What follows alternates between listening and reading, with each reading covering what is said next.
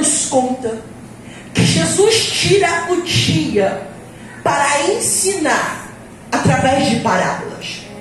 E nós sabemos que o ministério evangelístico de Jesus atraía para si multidão, querendo ver, querendo receber e querendo testemunhar milagre. Só que apesar da multidão estar contrita em receber, em ser liberta, em ser curada, o objetivo de Jesus não era só curar. O objetivo de Jesus não era só libertar. Mas o objetivo de Jesus também era tratar e doutrinar pecado. Aleluia. A Bíblia vai dizer que Marcos capítulo 4 é um dia que ele tira para fazer isso. Aleluia. Só que o início do texto vai nos dizer que a proporção da multidão está tão grande. E Flávio José nos conta que a quantidade da multidão naquele tempo era cerca de 3.000 a 5.000 pessoas que acompanhavam Jesus. Que a Bíblia diz que esta multidão força Jesus a entrar no barco e a doutrinar do barco às margens do mar da Galileia.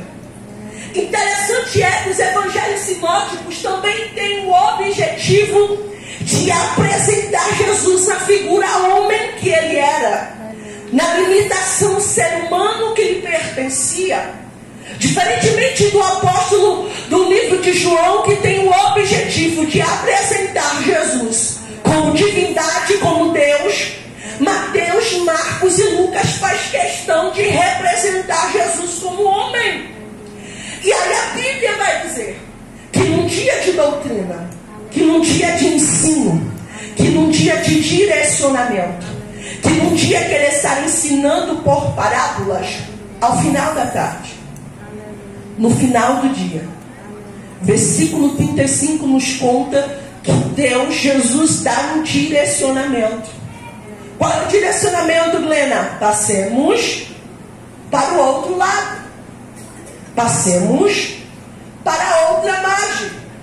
Jesus, no versículo 35, manifesta o propósito. Qual o propósito? Passemos para o outro lado. O propósito apresentado no versículo 35, tendo em vista que o grupo de discípulos que acompanham Jesus tem dentre eles pescadores e homens com experiência de barco e de leme, quando Jesus manifesta o desejo e o propósito, dizendo passemos para o outro lado, o propósito não é nada demais diante do contexto dos discípulos que acompanham Jesus. É a mesma causa de eu falar a Cida, ornamente a igreja. Cida e Duval, decore a igreja. É a mesma coisa de eu dizer uma confeiteira, faça um bolo. Quando Jesus manifesta o seu desejo no versículo 35, dizendo passemos para o outro lado, ele está falando aos seus discípulos: executem o que vocês já têm habilidade em fazer. A Bíblia vai dizer que Jesus manifesta o propósito. E o versículo 36 vai dizer que Jesus entra no barco, os discípulos entram no barco, se despede da multidão.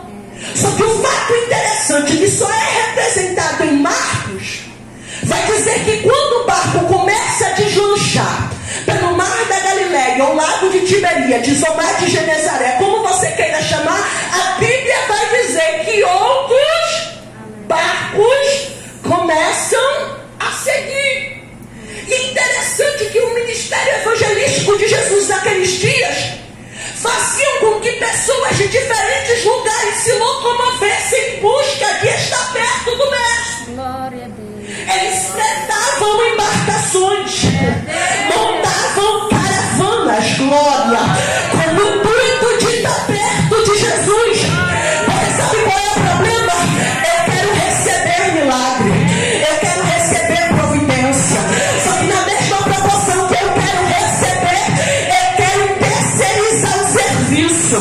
Só que a Bíblia vai dizer que há uma multidão sedenta, e esta multidão sedenta vai alugar embarcação para estar perto de Jesus.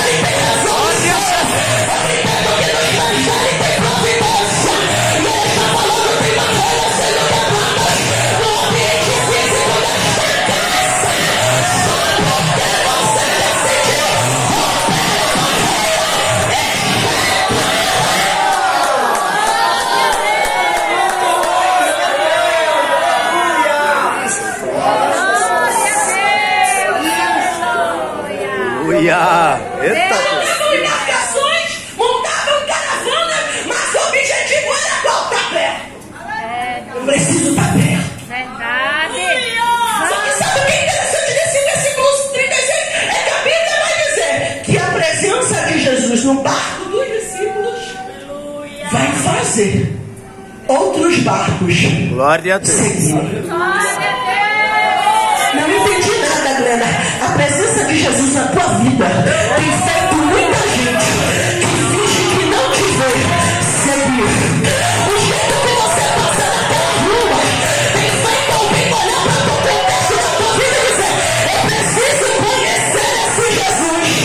O jeito que você tem se mantido em vida no meio dessa situação tem feito muita gente observar e dizer: eu preciso seguir. Diga para alguém na tua direita ou na tua esquerda nesta noite: é a presença dele no teu barco que faz a diferença. Glória! Não é porque você prega bem, não é porque você canta bem, não é porque o seu cabelo é bonito, não é porque os seus olhos são claros, não é por causa da sua conta bancária, é a presença dele no seu barco.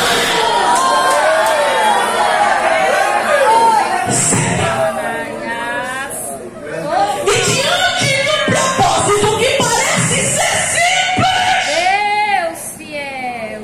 o barco vai deslanchando. Só que sabe o que é interessante? Aqui o Mar da Galileia é um lago de 212 metros abaixo do nível do mar. O Mar da Galileia é rodeado de 10 cidades ao seu redor.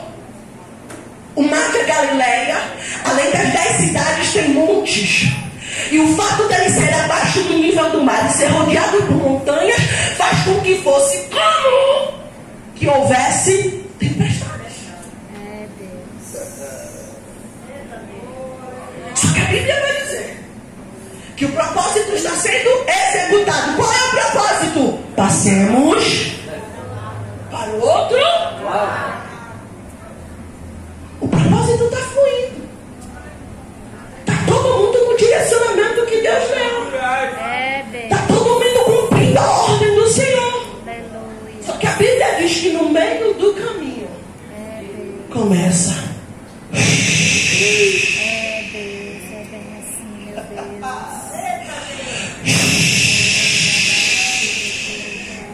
E a Bíblia me dá legalidade para imaginar que homens que tinham experiência, homens que trabalhavam com aquilo, quando viam o início da tempestade, devem ter ajustado as velas,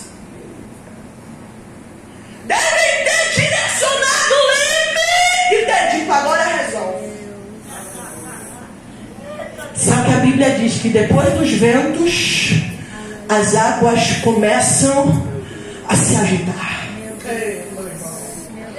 E alguém disse: os 10 anos de ministério, a busca que eu faço, a entrega que eu faço, vai resolver o problema. Só que quanto mais alguém tenta resolver, mais se intensifica os ventos. Meu Deus. É forte. Então eu vou dobrar a oração da madrugada, eu vou dobrar a entrega na consagração, eu vou dobrar o horário de jejum. Mas quanto mais você tenta resolver, mais se intensifica. E a Bíblia diz em Lucas 8 que o barco fica a ponto de naufrágio.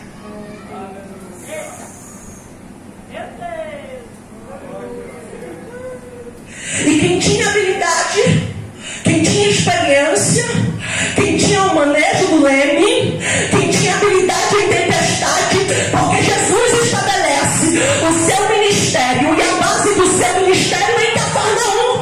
Então o trajeto que eles estão fazendo era um trajeto cotidiano, era um trajeto com que eles faziam com muita frequência. Mas a Bíblia vai dizer que apesar da experiência, apesar do manejo, nada está resolvendo a intensificação dos ventos. Porque propósito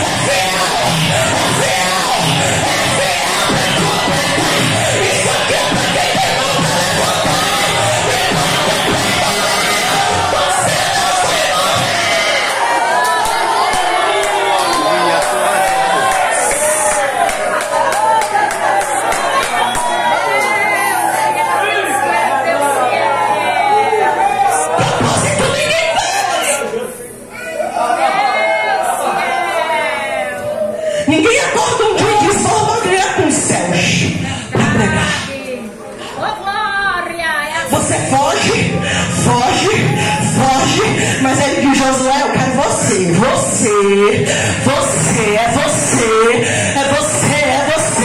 E o céu trouxe gente aqui hoje que está no meio do mar da Galileia e o vento tem se intensificado, se intensificou na segunda, se intensificou na terça, dobrou na quarta, triplicou na quinta, e alguém olhou para você na sexta-feira e disse, tu vai amanhã, e você disse, eu vou. Alguém olhou para você na sexta-feira e disse, tem certeza que vai me chefada, e você disse, eu vou. Tu tem certeza que vai continuar no domingo, tu foi no sábado e o vento não diminuiu, e você disse, eu vou, porque aquele que estabeleceu o propósito.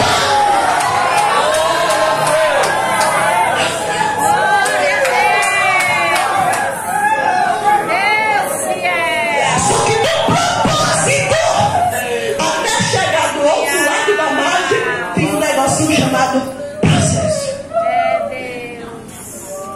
É verdade, meu E Deus. só chegaremos do outro lado da margem se permanecermos no barco Verdade. durante os ventos fortes, Meu Deus. durante o mar revolto. Meu Olha, Deus, meu Deus. Aleluia. alguém tenta resolver, alguém tenta articular, É Deus. alguém tenta fazer, alguém tenta modificar, mas a Bíblia vai dizer que nada resolve a ponto de alguém se levantar no meio de um barco pequeno, Meu Deus. onde se sentavam em duplas para se equilibrar.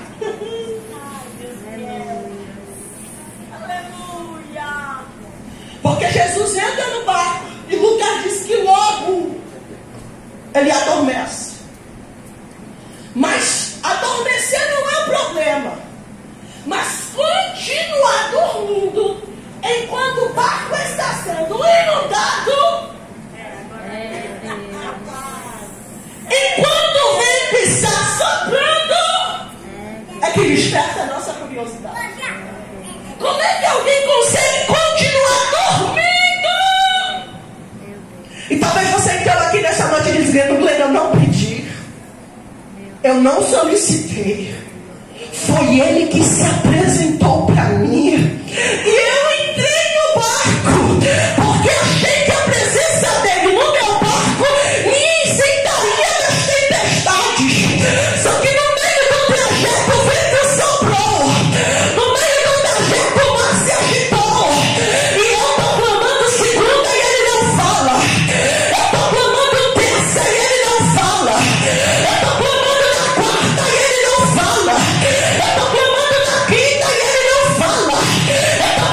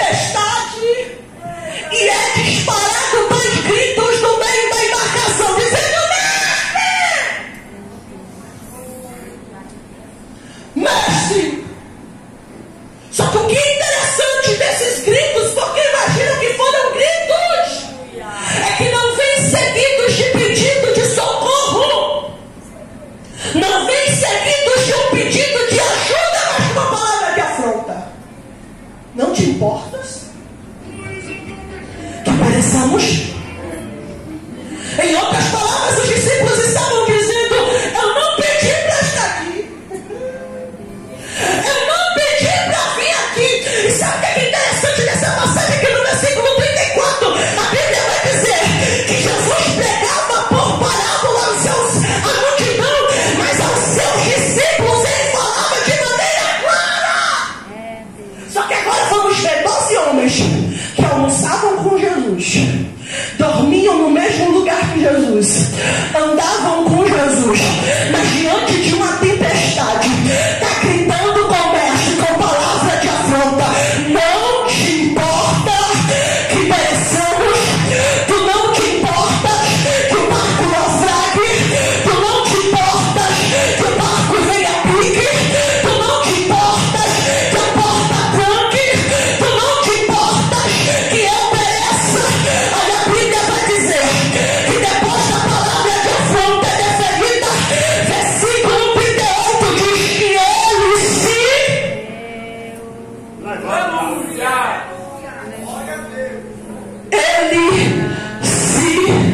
levanta. Você recebe a palavra profética, porque eu vou liberar nesta noite, neste início de semana. Alguém olhou para o caos da tua vida e diz: solta do barco, abandona o barco, sai do barco. Aí já vai dizendo: pelo fato de você continuar no meio do caos, eu me levanto dentro daquela casa hoje, eu me levanto dentro daquela empresa hoje, eu me levanto dentro daquele casamento hoje, eu me levanto na vida daqueles filhos hoje, eu me levanto. Eu vou repetir a tua vida. Ela está se levantando nesta noite, e os céus têm a legalidade para profetizar. Enquanto você pode crer, ele está aí, vai pai, está aí, vai rua, está aí, vai pai, sai. Está dizendo: me levanto, então velho, porque para quem pareceu que estava perdido, mas verão, em pé, versão de vida. Você não vai morrer no deserto, você não vai sucumbir no meio da tempestade, você não vai perecer, não vai perecer, não vai perecer, não vai perecer. Desde quando eu sentei neste lugar, eu ouço voando de espada brincando, e já vai estar dizendo: eu tô guerreando, aqui é só pra quem é escolhido. É uma batalha travada, mas o céu está dizendo: eu me levanto, como general de guerra, de guerra, de guerra, de guerra, de guerra. Abre a boca, abre a boca, abre a boca. Por um minuto você ficou.